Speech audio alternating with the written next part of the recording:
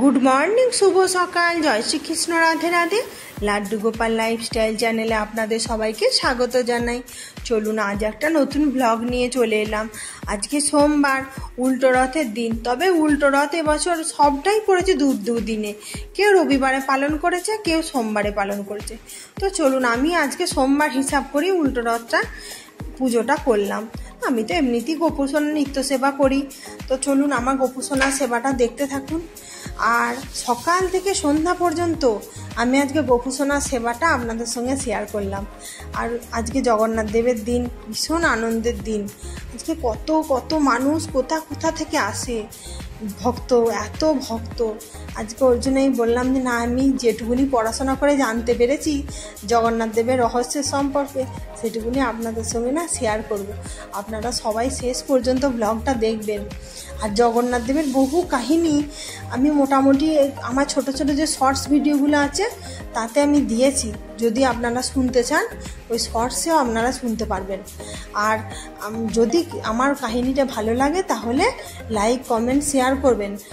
আর যদি ভালো লাগে নতুন এগুলো পাওয়ার জন্য, তাহলে চ্যানেলটা সাবস্ক্রাইব করবেন। তো চলুন। আর যিনি আমাকে ফুল দিয়ে যান, আজকে দেখতে পাচ্ছেন আমি ফুল নিয়ে পূজায় বসিনি, কিচ্ছু করার নেই, ওনার অ্যাক্সিডেন্ট হয়ে গেল। উনি বাড়িতে ওখানে কি সুন্দর ঠেলার কাছে দাঁড়িয়েছিলেন, আর একটা 4 চাকা গাড়ি এসে হঠাৎ করে দোকানটায় ধাক্কা দিয়ে দিল। আজকের দিনটা ওর কি খারাপ দিন গেল। আর কি করব, সঙ্গে ওনাকে হসপিটালে ভর্তি করে দিয়েছে। আর ওদেরকে পুলিশে অ্যারেস্ট করে নিয়ে গেল। এখন জানি না কাদের কি হবে। তো যাই হোক, আমি গোপুর কাছে প্রার্থনা করি উনি যেন ভালো হয়ে যান। কারণ আমাকে বেছে কি সুন্দর ফুল দেন, আর আমার মন মতো আমি ফুল ওনার কাছে পাই। আজকের দিনটার জন্য মনটা একটু খারাপ। তো চলুন আপনাদের সঙ্গে ব্লগটা শেয়ার করি। আজকে জগন্নাথ দেব সম্পর্কে আমি আপনাদের সঙ্গে কিছু বলছি, শুনুন। নাকি পতাকা যদি না লাগানো হয় 18 বছরের জন্য বন্ধ হয়ে যাবে পুরীর জগন্নাথ মন্দির। পুরীর জগন্নাথ মন্দিরের পতাকা উড়ে যাওয়া অশুভ সংকেত কেন প্রতিদিন বদলানো হয় পুরীর জগন্নাথ মন্দিরের ধ্বজা? কেনই বা সেটি ওড়ে বাতাসের বিপরীতে? পুরীর জগন্নাথ মন্দিরের অলৌকিক মাহাত্ম্য জানলে হাড় হিম হয়ে যাবে আপনাদের। পুরীর মন্দিরের পতাকা স্বয়ং জগন্নাথ দেবের প্রতীক। কথিত আছে একদিনের জন্য পতাকা না বদলালে একটানা 18 বছরের জন্য বন্ধ হয়ে যাবে মন্দিরের দরজা।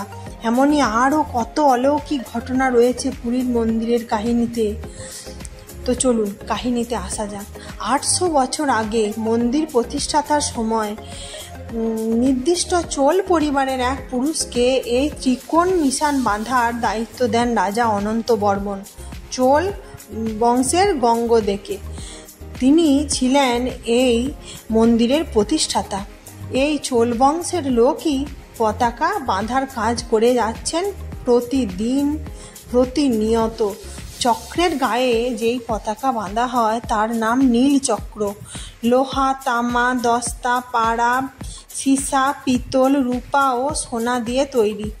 এই অষ্টধাতুর চক্রের বাইরের ঘের 36 ফুট, ভিতরের ঘের 26 ফুট। নানা কারুকার্যময় চক্রটি 2 ইঞ্চি পুরু। মনে করা হয় এই চক্র আসলে সুদর্শন চক্র। 214 ফুট উঁচুতে এই চক্রের উপর খুঁটিতে যে পতাকাটি বাঁধা হয় তার নাম পতিত পাবন বন। এই পতাকা বাঁধার জন্য সুনির্দিষ্ট 2টি ছেলে তৈরি করা হয়। এরা গরুর সেবক বা চুনর নিয়োগ নামে পরিচিত। প্রতি সন্ধ্যায় 214 ফুট উপরে মন্দিরের মাথায় চড়ে পতাকা বেঁধে দিয়ে আসেন খুঁটিতে। কোনো সাধারণ মানুষের পক্ষে কি এই কাজ করা সম্ভব? আমার মতে তো সম্ভব নয়। খুঁটিতে নতুন পতাকা বেঁধে পুরনো পতাকা কোমরে জড়িয়ে ওনারা নেমে আসেন। এই পুরানো নিশান বিক্রি হয়, কেনার জন্য কাড়াকাড়ি পড়ে যায় ভক্তদের মধ্যে। বর্তমানে এই পতাকা 1 ফুট থেকে 25 ফুট পর্যন্ত হয়। আকৃতি অনুযায়ী এই নিশান বাঁধার খরচ ধার্য হয়। পতাকা যিনি বাঁধতে চান সেই ভক্ত নির্ধারিত মূল্যের বিনিময়ে নিজের পতাকা মন্দিরের চূড়াতে পাঠাতে পারেন। পতাকা ঠিক করা হয় লটারির মাধ্যমে। স্থানীয় লোকেদের বিশ্বাস পতাকা যখনই হয় সাদা তখনই ঝড় বৃষ্টি হতে বাধ্য। ইয়াস ঘূর্ণিঝড়ের সময় সত্যি দেখা গিয়েছিল পতাকার রং সাদা।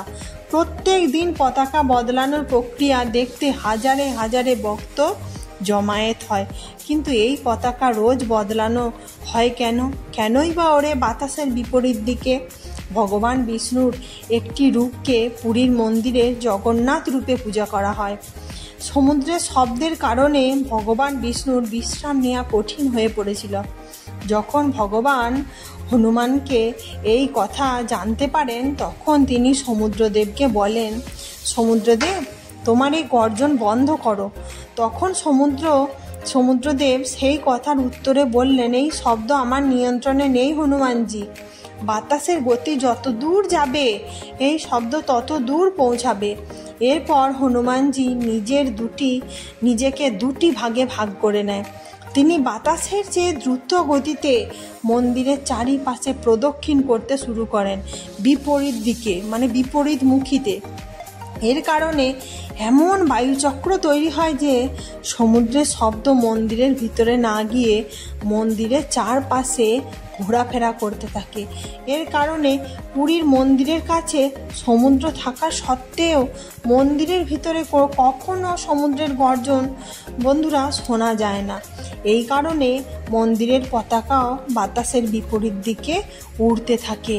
বহু বছর পেরিয়ে গেছে, কিন্তু এই নিশানির মাহাত্ম্য আজও মানুষকে অবাক করে। সত্যি জগন্নাথ দেবের কাহিনী মানে অন্তরটা একদম জুড়িয়ে গেল। অনেক কাহিনী আছে। আমি তো পড়াশোনা করছি শ্রীকৃষ্ণের, জগন্নাথ দেবের, মানে এত কাহিনী আছে। আমি মনে করলাম যে আমার যে শর্টসগুলো দিই তাতে আমি বললাম যে না, আমি শুধু ওই শর্টসে গান দিয়ে সময় নষ্ট করে লাভ নেই, বরং এই কাহিনীগুলো একটা করে যদি আপনাদেরকে শোনানো হয় কত ভালো লাগবে, আপনাদেরও শুনতে ভালো লাগবে আর আমারও বলতেও ভালো লাগবে। আর আমি যে কেমন বললাম, আমার পাঠ করাটা যে কেমন লাগলো ওটা একটু বন্ধুরা কমেন্ট বক্সে জানাবেন। আর দেখুন আজকে আমি আমার রাধাকৃষ্ণকে কি সুন্দর বলো রজনীগন্ধা ফুলের মালা পরিয়েছি। রজনীগন্ধা ফুলটা আজকে একবারে মনে হলো যেন টাটকা ফুল, চকচক করছে মালাটি সাদা। আর এই রকমই ফুল দিয়ে পূজা টুজা করেছি। আর আমার গোপুসোনার পুজোটা কেমন লাগলো অবশ্যই আমাকে একটু কমেন্ট করবেন। আর আপনারা যদি এরকম কাহিনী আরও শুনতে চান আমাকে একটু বলবেন, তাহলে কি আমি আমার মতো করে আপনাদের সঙ্গে কাহিনী শেয়ার করব। আপনাদেরও শুনতে ভালো লাগবে আর আমি কমেন্ট পেলে আমারও বলতে ভালো লাগবে। তো চলুন, আমার মন্দিরটা আজকে কেমন দেখতে লাগছে। আমার তো মন প্রাণ দিয়ে আমি আজকে পূজা করেছি। আজকে উল্টো রথের দিন, আজকে পবিত্র দিন, আমি গোপুসোনার পূজাটা মন প্রাণ দিয়ে করেছি। তো ভগবানের কাছে প্রার্থনা করি ওই ফুলের দোকানেই উনি যেন ভালো হয়ে যান। আমার গুরুদেবকেও আজকে কি সুন্দর করে লতার দিয়ে সাজিয়েছি গুরুদেবের চারিদিকটা, দেখতে তো আমার খুব ভালো লাগছে। আর আজকে দেখবেন আমি দুপুরে কীরকম করে ভোগ দিয়েছি, রাত্রিরে কীরকম করে সেবা দিয়েছি, সবটা আপনাদের সঙ্গে শেয়ার করেছি। দেখবেন খুব ভালো লাগবে। একটু আরতিটাও করে দিলাম।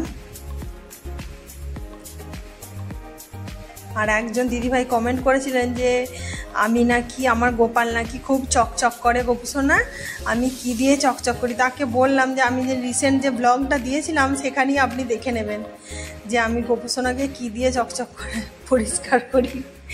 অনেকেই কমেন্ট করে, কেউ বলেন মন্দিরটা খুব ভালো লাগে, কেউ বলেন পুজোটা খুব ভালো লাগলো। কতজন কত রকমভাবে ভালোবাসেন। এরকমই বলছি যে যাদের ভালো লাগবে একবার বলবেন, কমেন্ট করলে তাহলে কি আমি অনেক কিছু করতে পারি আপনাদের জন্য। এতদিন তো নিজেই পূজা করতাম, কেউ তো জানতেও পারতেন না। আমার গোপুসোনাকে আমি একটু চারিদিকে ছড়িয়ে দিতে চাই যে আমার গোপুসোনার এত সুন্দর মূর্তি। আপনারা সবাই দেখুন। আর এই যে এটা রাত্রির প্রসাদ। আমার চ্যানেলটি যদি ভালো লাগে বন্ধুরা লাইক শেয়ার কমেন্ট করবেন, অবশ্যই কমেন্ট করবেন। আর চ্যানেলটি ভালো লাগলে সাবস্ক্রাইব করবেন। নতুনদের উদ্দেশ্যে বলছি বেল আইকনটা প্রেস করে রাখবেন নতুন ভিডিও পাওয়ার জন্য।